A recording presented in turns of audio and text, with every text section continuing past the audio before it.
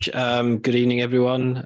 Welcome to the Astley room for tonight's meeting of the Finance, Assets and Performance Scrutiny Committee. In addition to the members of the committee tonight, we are joined by the Leader of the Council, Councillor Simon Tagg, who will be forged in the crucible of scrutiny with us this evening.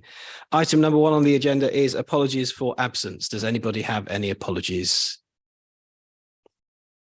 I have no apologies that have been reported to me, in which case, thank you very much for attending. Item number 2, declarations of interest. Does anyone have any interests to declare in relation to tonight's agenda? I don't think we have. No. Item number 3, minutes of the previous meeting. In the agenda pack has been circulated the draft minutes of the meeting of the 19th of January. Does anybody have any questions or comments about the minutes or corrections to make? And if not, can we agree them as a true and accurate record? Yeah, excellent. Item number 4, the financial and performance report for Q3. Now, as we promised at the last meeting, there has been a change in the way in which this information is presented to us. So before we launch into it, I believe we're going to have a short presentation on the new way in which these figures are being shown to us. And then if we've got any questions, I'm sure that our officers and indeed the leader will be happy to answer those before we then look at the figures themselves. So yeah, let's have the presentation.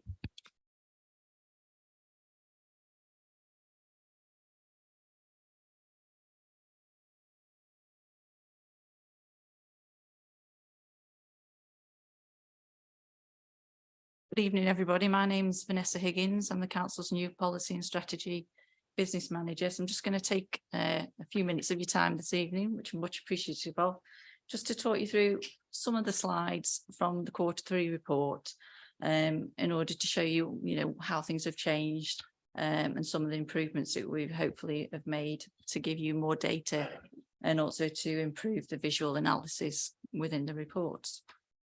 So I'm just going to sort of go back and talk about a little bit about what's new, because much of the report hopefully will be familiar to you in terms of the purpose of it and the content. But the new aspects are that we're trying to get more, we call it granular data, basically more levels of data in the report for you.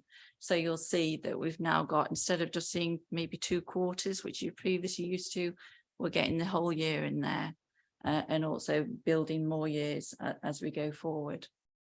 Also, because it's being built in something called Power BI, there is an interactive element. Within your committee reports, obviously it's a PDF, it's a flat report. But going forward, we will be embedding these reports into the intranet. So through your members page, you'll be able to click in on performance and that will take you to the location and there'll be more of an interactive version there. So as we move forward and we build more data, you'll be able to sort of drill down and say, look at data from 2 or 3 years ago. So obviously it's automated analysis. So we set the parameters up and tell the report what to do in terms of comparing performance against the target and comparing performance against previous performance, and it automates that analysis for us.